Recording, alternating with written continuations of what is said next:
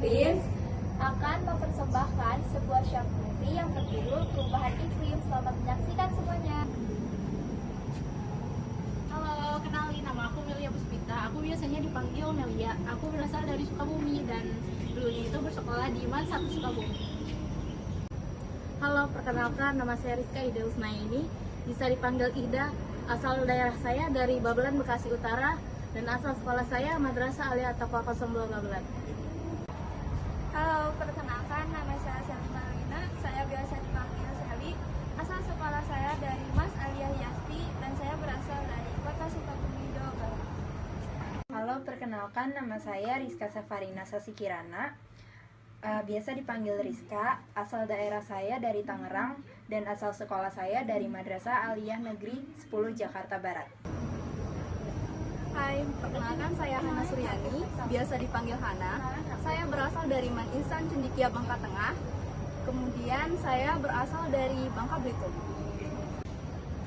Halo, nama saya Faisal Dwi Nugroho. Saya berasal dari SMA Negeri 1 Gunung Sindur. Biasanya dipanggil Ical. Saya berasal dari Kota Bogor, Jawa Barat. Halo semuanya, perkenalkan nama aku Kansapatia Gevira Mutmaina, biasa dipanggil Kansa. Aku berasal dari Kota Tangerang dan aku dulunya bersekolah di SMA 4 Tangerang. Hai, perkenalkan, nama aku Syifa Wasaliyah. Kalian bisa manggil aku Syifa. Asal sekolah aku SMA IT Nawawi Al-Bantani di Gunung Sindur. Asal daerah aku di Ciputat. Halo semuanya, jadi kali ini aku mau ngejelasin tentang perubahan iklim secara umum. Jadi di iklim itu didefinisikan sebagai ukuran rata-rata dan variabilitas kuantitas yang relevan dari variabel tertentu seperti temperatur, curah hujan, atau angin. Pada periode waktu tertentu yang merentang dari bulanan hingga tahunan atau bahkan jutaan tahun, iklim berubah secara terus-menerus karena interaksi antara komponen-komponen dan faktor eksternal lainnya. Misalnya seperti erupsi vulkanik, variasi sinar matahari, dan faktor-faktor yang disebabkan oleh kehidupan manusia, misalnya dalam penggunaan bahan bakar fosil.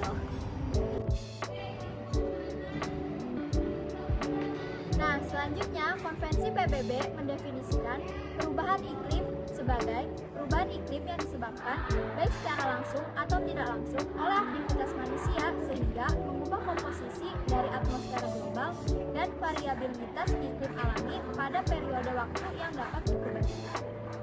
Komposisi atmosfer global yang dimaksud adalah komposisi material atmosfer berupa gas rumah kaca atau GRK yang diantaranya terdiri dari karbon dioksida, metana, nitrogen, dan sebagainya. Terima kasih. Polusi kendaraan merupakan keadaan tersendatnya hingga berhentinya arus lalu lintas. Umumnya, kondisi ini diakibatkan oleh menumpuknya jumlah kendaraan yang melebihi kapasitas yang sudah tersedia di jalan. Teman-teman, di sini adalah kejadian kemacetan yang terjadi di depan UIN Syarif Hidayatullah Jakarta. Seperti yang kalian lihat, kemacetan terjadi karena jumlah kendaraan yang melebihi kapasitas, yang mengakibatkan penghambatan kelancaran arus lalu lintas yang terjadi di jalan saat ini. Oke, terima kasih. Situ buang sampah sembarangan lagi. Iya, kan buang sampah sembarangan merupakan salah satu penyebab terjadinya perubahan iklim. Benar. Jadi gini teman-teman, sampah itu dapat melepaskan 15% emisi metana tersendiri, sama seperti yang dikeluarkan oleh mobil. Jadi salah satu penyebabnya juga dapat mengakibatkan efek rumah kaca. Nah, jadi guys, menurut data, jika tidak ada pengelolaan sampah yang baik hingga tahun 2050, diperkirakan bahwa suhu kita ini akan meningkat 2 kali lipat dan pemanasan udara itu bakal lebih parah lagi. Makanya Perlu kesadaran teman-teman untuk selalu membuang sampah pada tempatnya. jadi mulai sekarang biasakanlah membuang sampah pada tempatnya. Perubahan iklim juga menyebabkan cuaca ekstrim dan sulit ditebak. Di satu wilayah, bisa saja terjadi hujan terus-menerus yang disertai dengan angin kencang dan menyebabkan banjir. Sementara wilayah lainnya terjadi kemarau berkepanjangan hingga mengeringkan sawah-sawah, ladang, dan sumber-sumber air masyarakat. Belum lagi, suhu ekstrim yang disebabkan terik matahari dapat membakar kulit.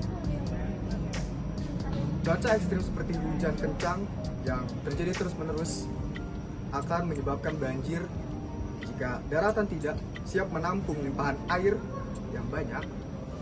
Kondisi banjir menyebabkan lingkungan kotor dan menjadi lingkungan yang sangat baik bagi serangga dan nyamuk penyebar penyakit untuk hidup bereproduksi.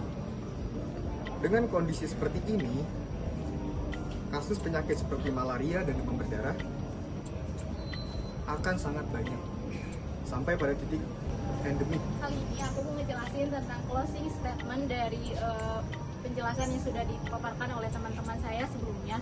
Nah, jadi buat teman-teman semua, bila mana akan berkendaraan, baik menggunakan kendaraan roda 2 ataupun roda 4, bila mana jaraknya itu memang dekat, lebih baik dianjurkan untuk berjalan kaki saja, karena berjalan kaki itu bagian dari kesehatan buat teman-teman semuanya. Perubahan iklim yang kedua adalah cuaca, dan perubahan iklim yang ketiga adalah membuang sampah secara sembarangan. Buat teman-teman semua, bila mana berada di tempat manapun, kalau menemukan sampah baik sampah organik ataupun non-organik, teman-teman itu harus membuang sampah itu pada tempatnya.